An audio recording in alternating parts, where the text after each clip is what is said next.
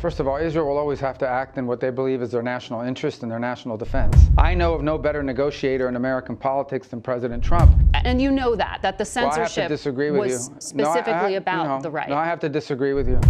Free speech was not used to conduct a genocide. Welcome, Patriots, and get ready for a dose of truth and courage in the exclusive and historic interview with Marcos Rubio. Secretary of State Marcos Rubio has just returned from a crucial trip to Jerusalem, and his revelations are indeed shocking the world. We will thoroughly debunk the media's lies, expose allies, the Ukis, and show you how Marcos Rubio is the leader America needs right now. And so indeed, get ready to hear the real truth about the hostage crisis, how Rubio is definitely working and committed to bringing them back home. But this is something the media doesn't want you to know, but you will find out now in this video. Secretary of State Marco Rubio, who is in Jerusalem on the second leg of his trip through Europe and the Middle East. Mr. Secretary, I know it's the evening hours there and you've had a long day. We appreciate your time. You've got quite a busy schedule. You met earlier with Prime Minister Netanyahu. He said he's lockstep with the Trump administration, but he can't share details on, quote, when the gates of hell will be open if all of our hostages are not released. Did he tell you he wants to keep talks going to get to phase 2 of this hostage deal? Well, I think we share a common goal. We want to see every hostage released. Frankly, I think, and the president has said this, we want to see them out as soon as we possibly can. And certainly, the world has watched these images of people, and it's just heartbreaking to remember that some of them have been now almost 2 years there. It's a horrifying situation. So we coordinate and work very close with them. We share the goal that every hostage needs to come home, every single one, without delay. Obviously, there are details of how we're pursuing that and coordinating that we're not going to share publicly because we don't want to endanger the hostages and we don't want to endanger this process. But suffice it to say that if it was up to us, every one of these hostages would be home right now, and we want it to happen as soon as possible. Okay, so the deal stands. Again, we want every hostage out as soon as possible. And we want to see them home.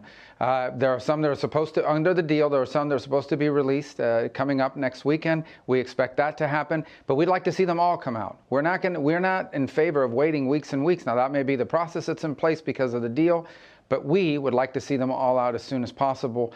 And we continue to coordinate. That's what we'd like to see is the outcome. Who wouldn't want all these hostages to be home and with their families? Understood. I want to ask you about Iran as well.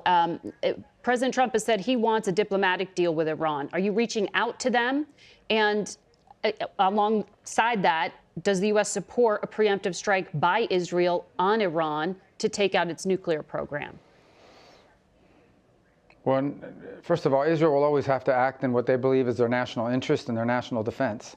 And so I'm not going to speak about whatever strategies they may have on this or any other topic. I will say that we don't have any outreach from Iran. We haven't seen any. And ultimately, we've seen in the past that efforts that Iran has undertaken diplomatically have been only about how to extend the time frame, but continue to enrich and in addition to sponsor terrorism, in addition to build these long-range weapons, in addition to sow instability throughout the region.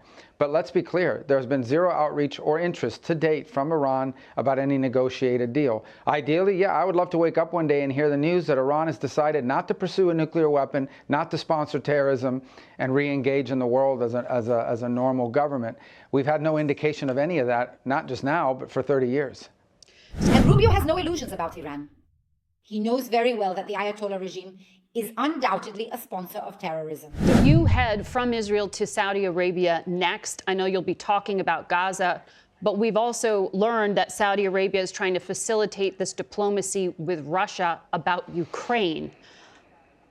Which Russian officials do you expect to be meeting with, and what will the focus of your talks there be? Do you actually believe Vladimir Putin is ready to negotiate and make concessions? Well, here's what I know. I know President Trump spoke to Vladimir Putin last week, and in it, Vladimir Putin expressed his interest in peace, and the president expressed his desire to see an end to this conflict in a way that was enduring and that protected Ukrainian sovereignty, and that was an enduring peace, not that we're going to have another invasion in 3 or 4 years. That's a good call. Now, obviously, it has to be followed up by action. So the next few weeks and days will determine whether it's serious or not. Ultimately, one phone call does not make peace. One phone call does not solve a war as complex as this one. But I can tell you that Donald Trump is the only leader in the world that could potentially begin that process. Other leaders have tried. They have not been able to do so. When he ran in his campaign and he was elected as president, one of his promises was he would work to bring an end to this conflict in a way that's sustainable and fair. And obviously, this is the first step in that process, but we have a long ways to go. Again, one call doesn't make it. One meeting wouldn't make it. There's a lot of work to be done. But I thought it has, even the longest journey begins with the first step. So we'll see what happens from here. Hopefully good things. Who will you be meeting with? Well, nothing's been finalized yet. I was scheduled to be in Saudi Arabia anyways. We announced that trip a week ago and a week and a half ago. So ultimately, look, if at any point in time there's an opportunity to continue the work that President Trump started last week to begin to create an opening for a broader conversation, that it would involve Ukraine and would involve the end of the war and would involve our allies all over the world, particularly in Europe, we're going to explore it if that opportunity presents itself. I don't have any details for you this morning other than to say that we stand ready to follow the president's lead on this and begin to explore ways, if those opportunities present itself, to begin a process towards peace.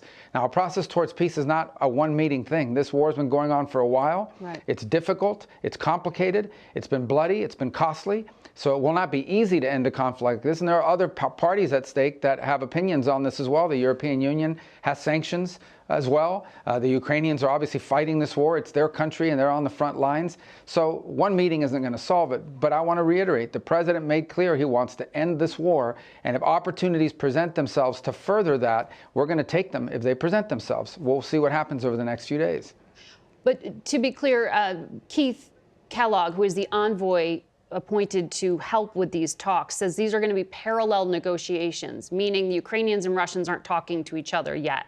When you meet with your Russian counterpart, whoever that is, are you going to be sitting there arguing Ukraine's position?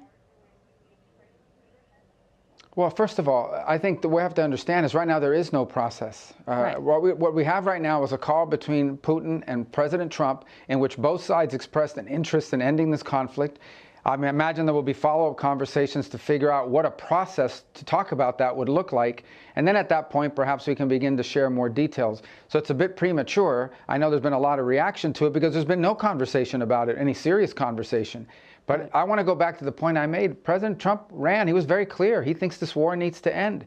And if he sees an opportunity to end it, which is what he's looking for, whether there is an opportunity or not, we're going to pursue it. Ultimately, it will reach a point when if it's real negotiations, and we're not there yet, but if that were to happen, Ukraine will have to be involved because they're the one that were invaded.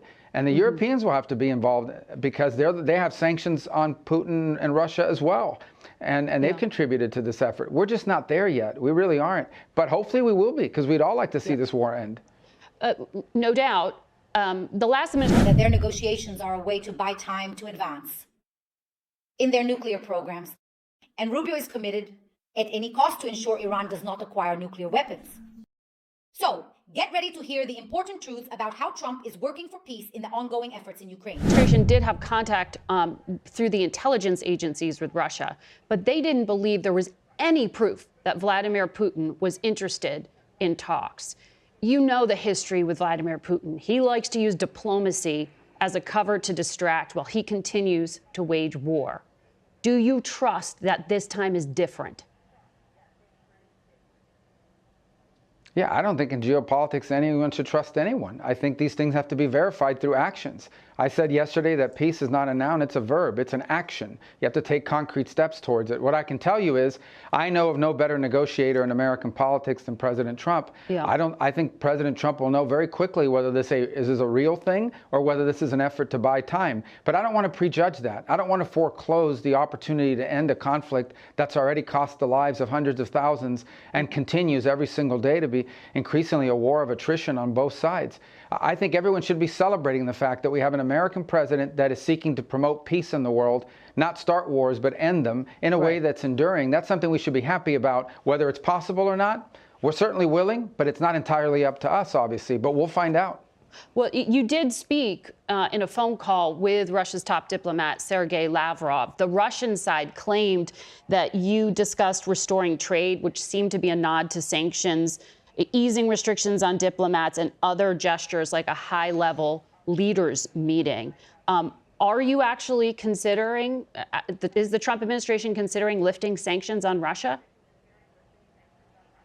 Well, the phone call was to establish communications that are consistent with the call the president made last week with Vladimir Putin, because if there is going to be the possibility of progress here towards peace, we are going to need to talk to the Russians. I mean, that is going to have to happen, and we're going to have to be able to do it across our channels. About I lifting also raised sanctions, in though? that conversation concerns that. Well, we didn't go into any details. I mean, what we just discussed is basically the ability to begin communicating. I've never spoken to Mr. Lavrov in my life, so it was an opportunity for us to begin to open that channel of communication, which, again, if there's the potential for peace here, that's a channel that has to exist. But let me add one more thing. I also raised the issue of our embassy in Moscow, which operates under very difficult conditions. I raised that because it's important. It's going to be very difficult to engage in communication with Russia about anything if our embassy is not functioning. And he raised concerns about his diplomatic mission in the United States. So at a very basic level, if in fact there is going to be an opportunity here to pursue peace by engaging with the Russians, we're going to need to have functional embassies in Moscow and in Washington, D.C. And that's certainly something foreign ministers would talk about as a matter of normal course. I want to ask you about what happened in Munich, Germany at the security conference. Vice President Vance gave a speech, and he told U.S. allies that the threat he worries about the most is not Russia. It is not China. He called it the threat from within, and he lectured about what he described as censorship, mainly focusing, though, on including more views from the right. He also met with the leader of a far-right party known as the AfD, which, as you know, is under investigation and monitoring by German intelligence because of extremism. What did all of this accomplish other than irritating our allies? Well, why would our allies or anybody be irritated by free speech and by someone giving their opinion? We are, after all, democracies. The Munich Security Conference is largely a conference of democracies in which one of the things that we cherish and value is the ability to speak freely and provide your opinions. And so I think if anyone's angry about his word, they don't have to agree with him, but to be angry about it, I think actually makes his point. I thought it was actually a pretty historic speech, whether you agree with him or not. I think the valid points he's making to Europe is we are concerned that the true values that we share, the values that bind us together with Europe, are things like free speech and democracy and our shared history in winning 2 world wars and defeating Soviet communism and the like. These are the values that we shared in common. And in that Cold War, we fought against things like censorship and oppression and so forth. And when you see backsliding and you raise that, that's a very valid concern. We can't tell them how to run their countries. He simply expressed in a speech his view of it, which a lot of people frankly share. And I thought he said a lot of things in that speech that needed to be said. And honestly, I don't know why anybody would be upset about it. People are allowed, you don't have to agree with someone's speech. I happen to agree with a lot of what he said, but you don't have to agree with someone's speech to at least appreciate the fact they have a right to say it, and that you should listen to it and see whether those criticisms are valid. I assure you, the United States has come under withering criticism on many occasions from many leaders in Europe, and we don't go around throwing tempers. While the leftist media is blaming Trump for the war in Ukraine, Rubio is absolutely committed to showing that Trump genuinely and sincerely wants peace. He reveals that Trump had a conversation with Putin and is, in fact, working behind the scenes to find a peaceful solution. This is true leadership. But the media will never show this to you. Now find out how Rubio is embarrassed by woke allies, Americans, and how the media is trying to silence him. Tantrums about it. Well, he was standing in a country where free speech was weaponized to conduct a genocide.